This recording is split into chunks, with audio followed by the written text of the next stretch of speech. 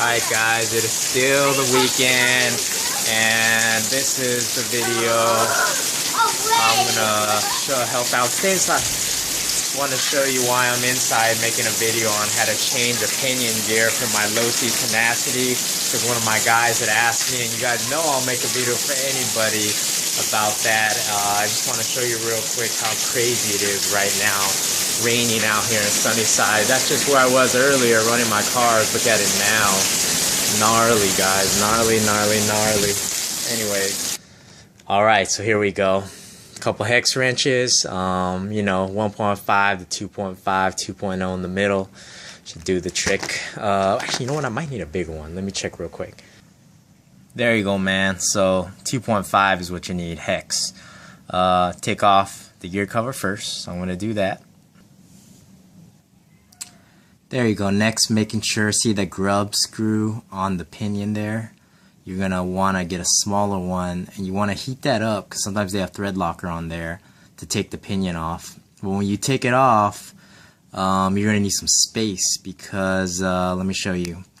These little hex wrenches right here, being as long as they are right here, normally, you would get them in there and then work on the motor screw that way, the two motor mount screws. And the ones I was referring there are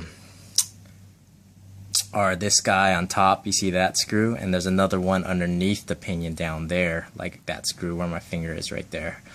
So in order to get that off, you need to use a thick one. So you have to take this receiver box out first, and there's only one screw, so you have a total of one screw for this cover that I just took off and another screw underneath there, but you have to take it off from the bottom. So I'm kind of unscrewing it right now as I can show you. See right there, you see the one I'm unscrewing that's coming out from the bottom. Just take that one off.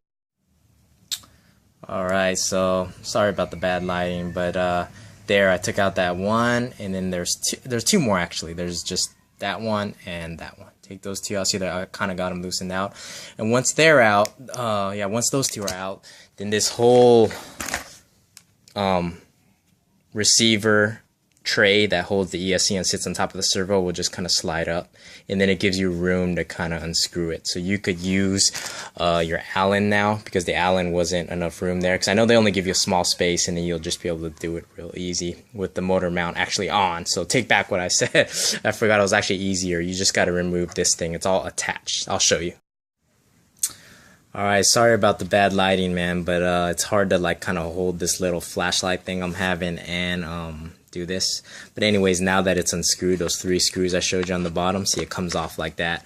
And if you want more room, you could just kind of unscrew this too on the servo horn. Let me grab my flashlight now since I only got one hand, and I'll show you. So there you go. You see that little screw right there that I'm shining on? You could take that off the servo arm, and then you could be able to flip this whole tray. That's the mount for both the servo, the receiver, and the two-sided tape with the ESC is all on one mounting thing. And then once you move it aside, like over here like this, just kind of move it over, then it gives you access to all that right there that it just showed you for the pinion gear. So you don't even really need to take the motor mount screws off anymore. Well, you could loosen them just to move it aside, and then you just Loctite the grub screw and you're good to go, and then you re-thread lock it. And if you don't know how to do that, just let me know. But that's it. See, here I'll kind of show you how I can move it aside now. So see how I could kind of lift the whole thing now. See, like that, and then boom. See, you got access to. Dang, man, I gotta try to hold. I need an extra hand, but it's kind of dark. But here, hold on. Let me try to. Where is it? Here, let me grab it. There you go. See, there it is. So yeah, and let me just focus in on that.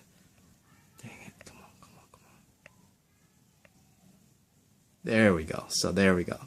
Yep. So go back to the grub screw, unscrew that, unscrew, and put your new pinion on. Now you have plenty of space, and you could do it. Okay, and that's it.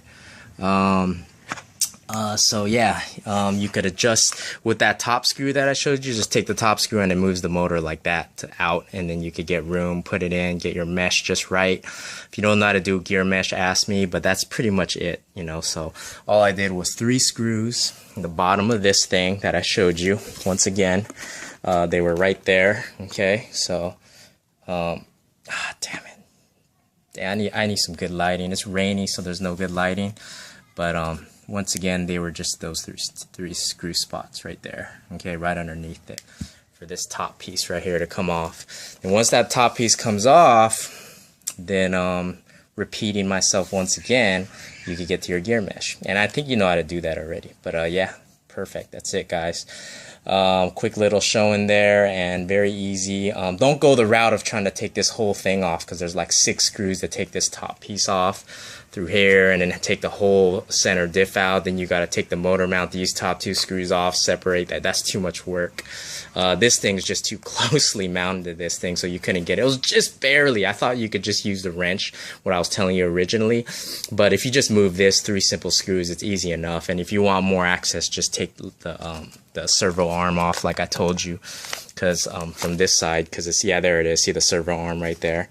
So if you just, yeah, take that screw off too, then it's fully able where you could just turn it on this side and give yourself free space if you're working with a regular wrench like this, you know, if you just want to get in and go and just take it off, versus using one of these hex wrenches that it's included, you know, because they take a lot longer. But if you have a drill, it's even faster. I haven't yet to get myself one, surprisingly, since I work on them so much. Sometimes I just like turning them. I'm kind of like in Zen, you know what I'm saying?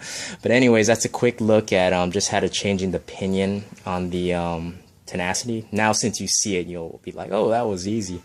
But anyways, have a great day. Thanks for asking. Hey, you give me an idea to make another video to keep these weekend videos rolling, because you know that's how I do it. Anybody want me to make a video on anything else that's useful, you know, that's useful and YouTube appropriate, I'll do it. All right, so have a great weekend, and I love you all. Peace.